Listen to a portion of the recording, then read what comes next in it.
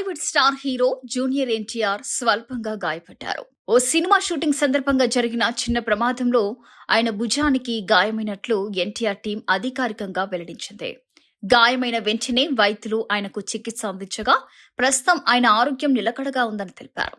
ఇక ఎలాంటి ప్రమాదం లేదని, అభిమానులు ఆందోళన చెందాల్సిన అవసరం లేదని కూడా స్పష్టం చేశారు.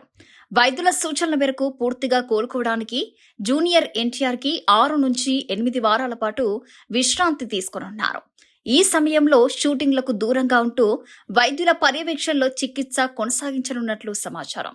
ఇక ఈ వార్త తెలిసిన వెంటనే అభిమానులు సోషల్ మీడియాలో ఆయన త్వరగా కోలుకోవాలని ఆకాంక్షిస్తూ పోస్టులు చేస్తున్నారు.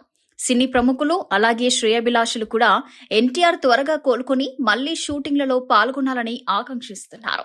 ఎన్టీఆర్ ఆరోగ్యానికి సంబంధించిన అధికారిక వివరాలను ఎప్పటికప్పుడు వెల్లడిస్తామని ఆయన కార్యాలయ బృందం తెలిపింది.